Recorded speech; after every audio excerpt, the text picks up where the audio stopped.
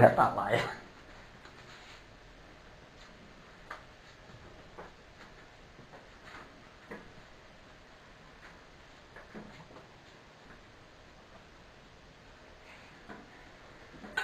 Graças a Deus. Então nós já passamos aí, já estamos aí quase no término aí do nosso terceiro módulo, né? Então nós vamos entrar aí agora no estudo do Antigo Testamento, né? Quando eu digo antigo, eu digo assim, na questão da nossa própria colocação, né? Então nós temos que tomar cuidado com esse negócio de, às vezes, falar Velho Testamento, Novo Testamento. Então isso aí é uma nomenclatura que nós mesmos colocamos, né, sobre os livros da Bíblia Sagrada, isso é coisa nossa. Só que quem tem um zelo mesmo, por exemplo, um judeu ortodoxo, que tem um zelo extremo com as escrituras, se você chamar de antigo, o que nós chamamos de Antigo Testamento, a Taná, se você chegar para aí e chamar a Taná de Antigo Testamento, seria como se você estivesse ofendendo a palavra de Deus. Eles não aceitam, tanto é que nós vamos entrar aqui nesse contexto aqui falando um pouco sobre, né, nós vamos ter uma introdução para nós falarmos, vou colocar dentro da Taná. Para nós falarmos da Taná, a gente tem que ter primeiro uma visão panorâmica do Pentateuco, né? Nós até estudamos um pouco sobre essa questão em bibliologia. Então o Pentateuco ele vai trazer uma estrutura da Torá, tá? Da Torá, que também o judeu ortodoxo não aceita o que a gente chama de lei. Na verdade, essa palavra lei, ela foi colocada pelos gregos. Os gregos é que colocaram essa palavra, introduziu essa palavra, essa tradução, vou colocar uma má tradução, né, de Torá para lei. Na verdade, Torá é ensino. Torá significa ensino, ensinamento, né? Não tem nada a ver com lei, é instrução e ensinamento, nada a ver tem com lei, tá? Então, quando a gente fala sobre lei, a gente fala sobre algo imposto, uma imposição, algo que traz um jugo, né? Que é aquilo que Jesus vai falar, de tomar sobre si o jugo dele, que o jugo dele é suave, o fardo dele é leve. Ele está falando isso, da Torá, né? Não está falando da lei, porque, né, ele vai dizer que os homens, né, que os fariseus, eles colocavam o jugo pesado sobre os ombros dos homens, que eles mesmos não podiam sequer mover com o dedo. Então, não é porque eles pegavam as tradições humanas.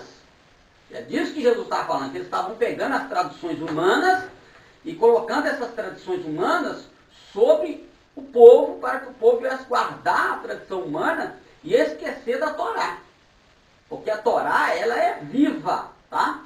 Jesus, ele cumpriu a Torá, Jesus praticou a Torá, cumpriu a Torá, os apóstolos praticaram a Torá, cumpriram a Torá, alguns pais da igreja, a igreja primitiva, ela cumpriu a Torá, ela falou da Torá, alguns pais da igreja falaram da Torá, cumpriram a Torá, só que os tempos foram passando, né, as modernidades foram chegando aí, principalmente depois da Idade Média, que as coisas foram tomando uma grande transformação, né?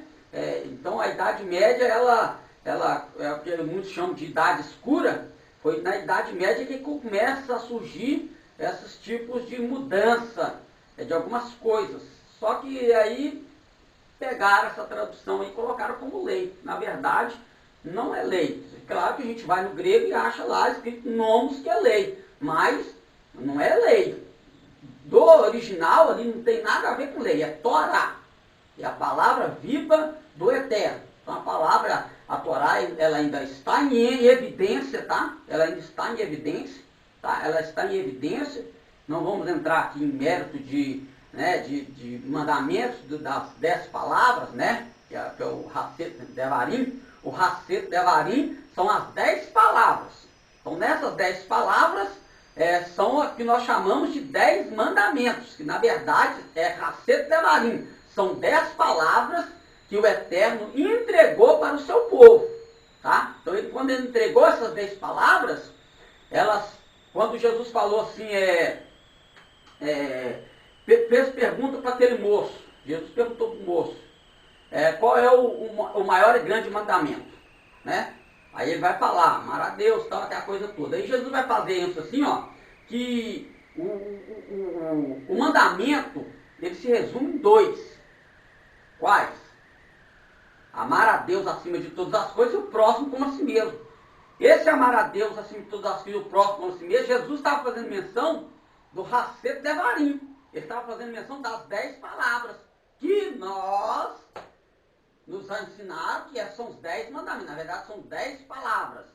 E essas 10 palavras, elas se dividem em 2 tábuas, que vai trazer 4 são referentes às 4 primeiras palavras da primeira tábua, faz referência a Deus.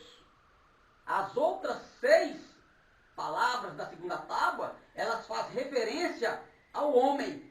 Então, quando Jesus disse que o maior mandamento que o mandamento se resume em amar a Deus acima de todas as coisas e o próximo como a ti mesmo, Jesus estava fazendo a divisão das 10 palavras.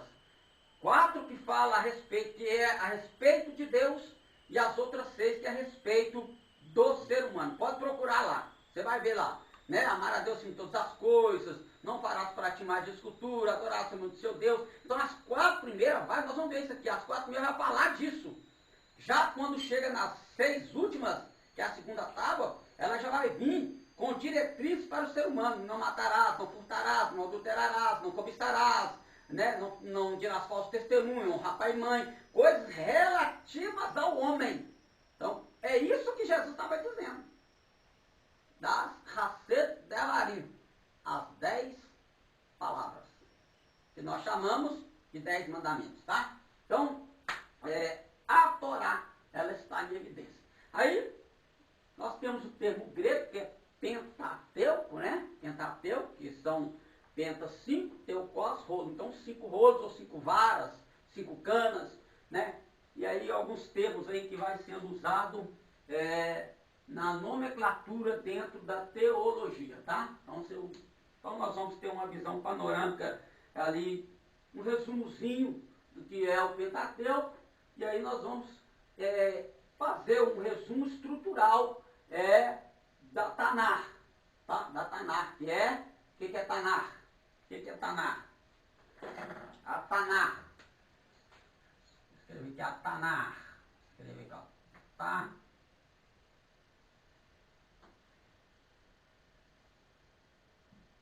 Tanar. Tanar. O que é Tanar? Vou pôr, né? É a Torá, né? É a Torá, os Nevins,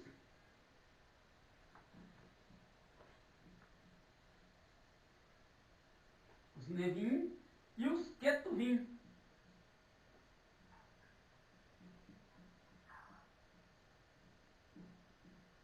E os Ketuvim. Torá é isso. É um acrônimo. O que é um acrônimo? É uma palavra que resume-se em... É uma frase que resume numa palavra. Isso é um acrônimo. Então, um acrônimo de Torá, de Tanar, é Torá, Nevim e Ketuvim, que é, né? Que é ensino, instrução, né? Ensino ou instrução. Nevim são os profetas, que estão divididos em profetas menores, profetas maiores e profetas menores. E os escritos,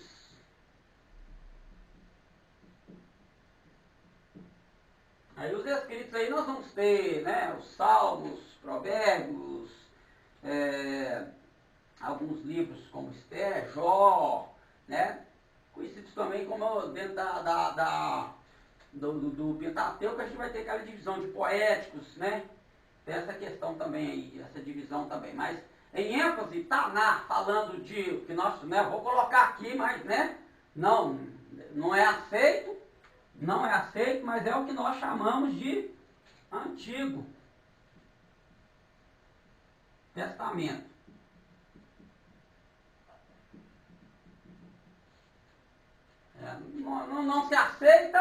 Não se aceita este termo, mas infelizmente é um termo usado, tá? É um termo muito usado, é o mais usado. Deus abençoe a todos vocês aí do Facebook que estão conosco aí nessa noite, em nome de Jesus. Nossa senhora Nilda, Mampenha, Niele, Deus abençoe, Niele. Um abraço para o seu pai, o Diaco Fernando, e nossa irmã Sônia. Então, Torá, Nevim, Ketuvins.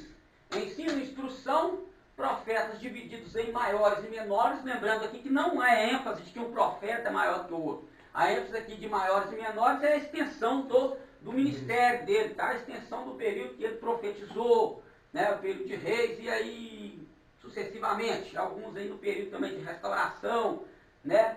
E nós temos aí Joel, Amós, Joel, Amós, Osé, Zacarias, né? Malaquias, isso aí mesmo, tá? E Ketuvins, os escritos. Meu apagador, hoje está uma bênção, eu estou perdendo tudo. Graças a Deus por isso. Vou usar esse fone aqui. Copiou? Sim. O gravador ali deu. Ajudou ali, né? Deus.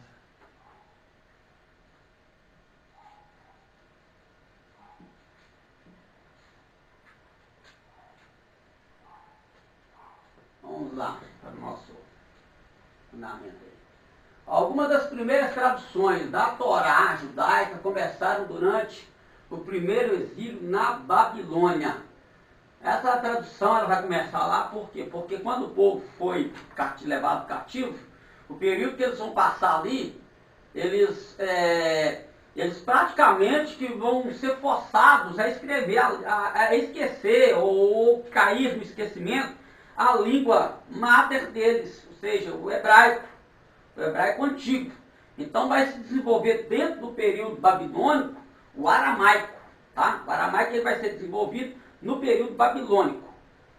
Aí quando o povo vai, devido a toda essa dificuldade que o povo vai ter, porque ali eles ainda estão se reunindo, tá? Ainda há uma reunião para se estudar a Torá, tá? Então ainda tem reuniões para se estudar a Torá, e aí devido a essa questão toda, eles vão ter que desenvolver novas traduções do aramaico, tá? Eles vão ter que procurar buscar a restauração da língua antiga, que é o hebraico, que eles falavam antes de ir para a Babilônia, e também aí vai surgir também aí, dentro dessa necessidade, a Septuaginta, que isso aí vai acontecer com Ptolomeu Filadelfo II, tá? Nós vamos falar um pouquinho sobre isso aí. Então, o primeiro, né, a Torá judaica, começaram durante o primeiro exílio na Babilônia, quando o aramaico passou a ser a língua dos judeus, com a maioria das pessoas falando aramaico e não compreendendo o hebraico,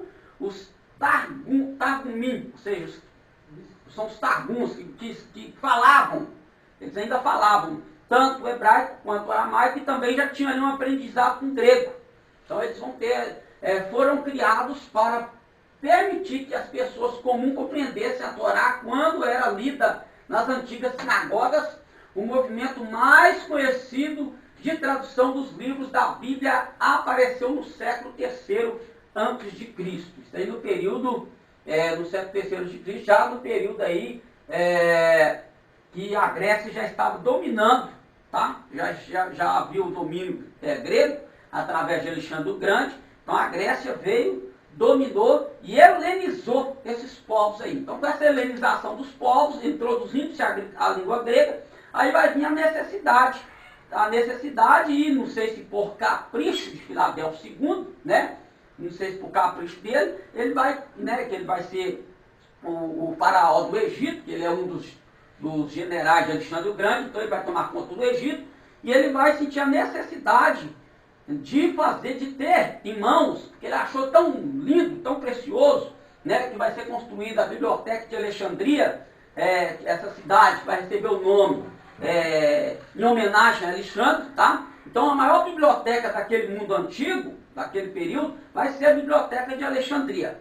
E um dos compêndios que Filadélfo II quer ter no meio de seus muitos livros é uma tradução da Torá para a língua grega. Então aí vai surgir com isso a Septuaginta, tá? Então a Septuaginta, ela vai surgir aí dessa necessidade aí no século III aí, através de Filadélfo II.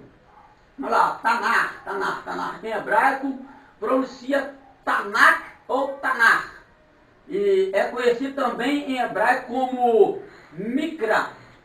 Mikra e ainda como Bíblia Hebraica, que é a coleção canônica dos textos israelitas, que é a fonte do cânon cristão do Antigo Testamento.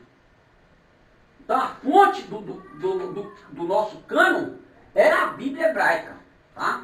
Isso aí, nós já, quando nós estávamos falando sobre bibliologia, estudando sobre bibliologia, nós vimos lá daqueles achados, principalmente os achados de Qumran, que é aquele pastor beduíno que estava apacentando as suas ovelhas no deserto, cai dentro de uma, supostamente vai salvar uma ovelha sua, quando ele joga uma pedra lá dentro, ele escuta como se uns vasos quebrando. Na curiosidade, ele entra, chegou lá e achou aquele monte de rolo enfiado dentro de um vaso de barro, que foi colocado ali, para ser preservado com propriedade, porque deserto, lugar quente. Então, colocou ele para preservar de fungo, essa coisa toda. E o abençoado vai, leva para o mercado e vende a preço de banana. Começa a vender aquilo a preço de banana, porque não sabia o valor, né? Então hoje as pessoas vão na biblioteca britânica para poder estudar esses achados lá, né? Então aí, e daí vai surgir o nosso cânon cristão, surge desse achado, desse material aí, claro, e levando em conta aquela questão da canonicidade que nós estudamos também, que nós estávamos falando sobre a canonicidade, que teve a participação divina, mas também participação humana. O homem precisou ver o que era, julgar dentro da literalidade, julgar dentro da inspiração, saber o que era teopneus ou não, ou seja, aquilo que era inspirado por Deus ou não. Então aí o nosso cânon, ele vem disso aí. Essa coleção é composta de textos no hebraico bíblico, ou seja, o massorético, tá? E nós sabemos que o texto massorético, ele vai surgir também, ele vai predominar, a escrita do texto massorético, ele vai começar a predominar já depois, tá? Depois do segundo século, depois de Cristo, tá? Vai se aparecer esses materiais aí, ó. Com exceção de 2 livros, o de Daniel e de Esdras, que contém trechos no aramaico bíblico, tá? Então, quando a gente vai para o texto hebraico, da Tanar, nós chegamos no livro de Esdras, no livro de Daniel, a gente tem que tomar um cuidado, porque o aramaico e o hebraico são irmãos gêmeos. As consoantes são as mesmas, a pronúncia é praticamente quase a mesma. Então aí tem que ser um perito para conseguir distinguir, tá? O hebraico do aramaico. Tem que ser perito na língua para conseguir essa distinção aí, tá? Então é muito importante isso aí também. O texto tradicional é chamado de texto massorético no Tanar. Constam 24 livros. A maioria dos Tanaks existia em hebraico, mas muitos reuniram-se no Egito, onde Alexandre o Grande tinha fundado a cidade de Alexandria, é o que nós acabamos de apresentar aí, que ostentava o seu nome. De uma vez, um terço da população da cidade era judeu. No entanto, não foram encontradas grandes traduções gregas. Então, essa deficiência de ter tradução grega, para quem para quem foi helenizado. Então, os povos estão todos falando grego. Aí se depara com um material que não está naquela língua que vamos dizer, a língua predominante, há uma dificuldade para poder se entender o texto. Então, foi diante dessa dificuldade que o abençoado Ptolomeu II Filadélfo que vai ter essa grande e majestosa ideia de fazer a tradução aí do Tanar para a língua grega. Como os judeus não podiam falar, não foram encontradas grandes traduções gregas aparentes, como a maioria dos judeus continua a falar o aramaico uns aos outros, fecha parênteses, até Ptolomeu II Filadélfio contratar um grande grupo de judeus. Outro parênteses aqui, ó. Isso aqui tem gente que não aceita. Isso aqui eu falei outro dia com uma certa pessoa, a pessoa ficou até nervosa comigo. Mas isso aqui é um fato, ó. Entre 15 a 72, 15 a 72 de acordo com diferentes fontes. Então alguns dizem que foram 15, outros dizem que foram 72. Então isso aí é um pouco meio, leva um pouco meio para fábula, a questão dos 70 tradutores, né? Ou no caso 72 tradutores, 72 escribas. Então eles vão fazer essa tradução, né? Mas a maioria avassaladora dos estudiosos concordam com a tradução dos 70, aí daí vem a questão do nome Septuaginta. É daí que vai surgir a questão da Septuaginta, tá? Que tivesse uma capacidade fluente tanto em koiné, que é o grego bíblico, quanto em hebraico. Estas pessoas produziram a tradução agora conhecida como Septuaginta. Então a Septuaginta veio desse desejo de Ptolomeu II, Filadélfio, ter este compêndio, né, da Tanar em seus escritos, em sua biblioteca. E isso aí também trouxe um grande avanço para o mundo, como é que eu posso dizer? Vou usar mundo religioso, vai ficar esquisito. Mundo acadêmico, vou colocar assim, para o mundo acadêmico, porque hoje nós temos a Septuaginta, aí depois nós vamos ver, né, que vai surgir outras traduções, onde vai vir também Jerônimo, né, conhecido como São Jerônimo. Ele vai fazer a tradução ao pedido do rei. Ele vai fazer uma tradução para o latim. Aí daí vai surgir a Vulgata Latina, que vai ser o